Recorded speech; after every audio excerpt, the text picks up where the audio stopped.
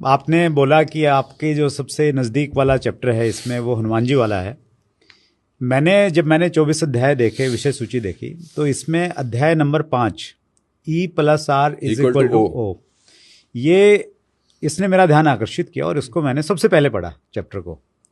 इसके बारे में थोड़ा डिटेल से बातचीत करते हैं। और मुझे बहुत ये एक बिल्कुल अलग सी चीज़ लगी, और जब मैंने अपनी ज़िंदगी पे भी इसको लागू करके देखा तो मुझे लगा कि यार बहुत वैलिड है, क्योंकि आदमी कहीं ना कहीं चेक करता है और फिर लगता है कि यार 100% सही है।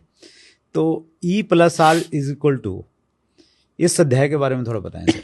इस किताब में सबसे पीछे आखिरी के बिल्कुल पेज पर सबसे उसको उलट दें तो एक कोट लिखा है मैंने, वो मेरी जिंदगी का शायद सबसे अच्छा कोट है जी। और वो किसी जयपुर के प्रोग्राम में मेरे मुंह से स्वतः ही निकल गया कि घटना का घटना आपके हाथ में नहीं है, घटना में रंग भरना आपके हाथ में है। मैं थोड़ा सा इंटरप्ट कर रहा हूँ। इस कोट को जब मैंने ये पढ़ा तो इसको आपके नाम के साथ मैंने 10 बार तो जरूर कोट कर दिया। अरे अरे अरे अरे, अद्भुत है ये अपने आप में। जयपुर के एक इवेंट में मेरे मुंह से निकल गया। स्टेज पे कभी कभी निकल जाता है, आपके मुंह से बहुत कुछ निकलता है, लेकिन कुछ ऐसी चीजें होती हैं जो कल्ट हो जाती हैं कि फिर यार फिर दोबारा नहीं बोली जा सकती। कि घटना का घटना आपके हाथ में नहीं है, घटना में रंग भरना आपके हाथ में है। तो ई तो है घटना, जिसको बोलते हैं इवेंट, राइट। और आर जो है उसमें रंग भरना, जिसको बोलते हैं रिस्पॉन्स, और ओ है उसका आउटकम। कि घटना आपके हाथ में नहीं है, इवेंट कुछ भी हो सकता है। आपके घर में प्रॉब्लम हो गई, आपकी टीम खराब हो गई, कोई भी नकारात्मक बात आपके साथ हो गई, अब उस पर आपका रिस्पॉन्स डिसाइड करता है कि आउटकम कैसा आएगा। कभी कभी क्या होता है, छोटी सी घटना में हमारा रिएक्शन इतना खराब होता है कि घटना तो तिल मात्र की होती है और रिएक्शन इतना हमारा खराब होता है कि आउटकम और बर्बाद हो जाता है। झगड़े हो रहे हैं रोड पे, हाँ, मतलब छोटी सी बात थी, 2 गाड़ी का बम्पर लग गया, आप दोनों उतर गए, गाली गलौज होगी, इतने में मर्डर हो गया। मतलब बम्पर को ठीक कराने की कीमत 500 रुपए थी, आदमी चला गया। घटना इतनी सी थी, लेकिन रिएक्ट किया रिस्पॉन्स करने की बजाय, आउटकम खराब हो गया। इसके 2-3 उदाहरण मैं आपको देता हूं। प्लीज। अब जब शूर्पणखा रावण के पास भागती हुई आई ना कि मेरी नाक काट दी, अब ये घटना है एक जी, ठीक, कि कोई गया, उसकी नाक कट गई, अपने भाई को कंप्लेंट कर रही है कि मेरी नाक कट गई, ये घटना है। अब इसका रिस्पॉन्स क्या है? अब रावण ने इसका रिस्पॉन्स ऐसे दिया कि बहना छोड़ूंगा नहीं, जिसने तेरी नाक काटी है उसको तो मैं दिखाता हूं अब। ये है रिस्पॉन्स। आउटकम में क्या हुआ? पूरा कुल समाप्त हो गया। ठीक, रिस्पॉन्स ऐसा भी हो सकता था कि वो शूर्पणखा से पूछ लेता कि तू वहां करने क्या गई थी।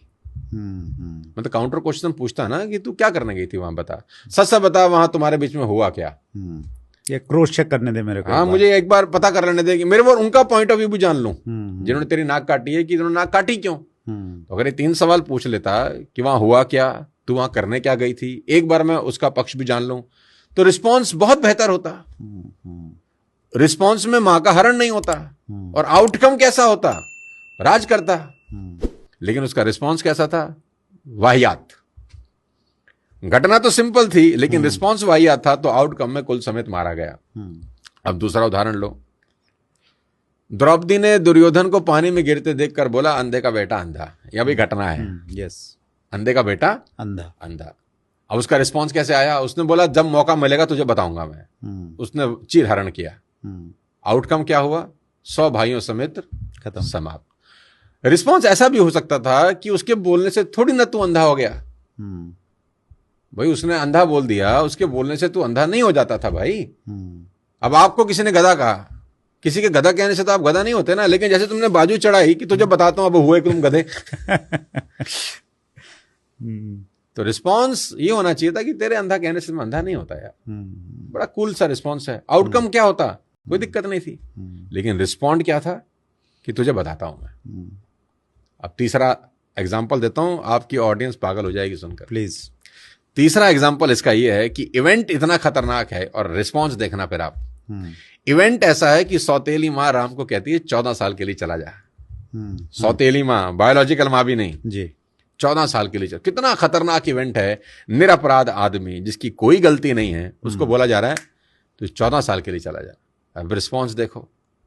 उसने कहा, माँ बस इतनी सी बात। आउटकम देखो कि वो एक राजा मर्यादा पुरुषोत्तम भगवान राम में कन्वर्ट होके लौटे 14 साल के बाद। ये है आउटकम। और आउटकम इवेंट की वजह से डिटरमाइन नहीं होता, आउटकम रिस्पॉन्स की वजह से डिटरमाइन होता है।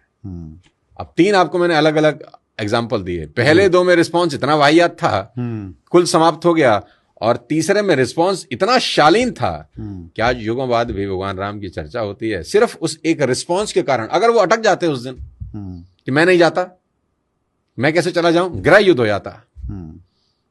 लेकिन रिस्पॉन्स इतना शानदार था कि अरे भरत बना मैं बना एक ही बात है। देखो कमाल हो गया है। सारा खेल उस आर का है वत्स साहब, जो ई के बाद आता है।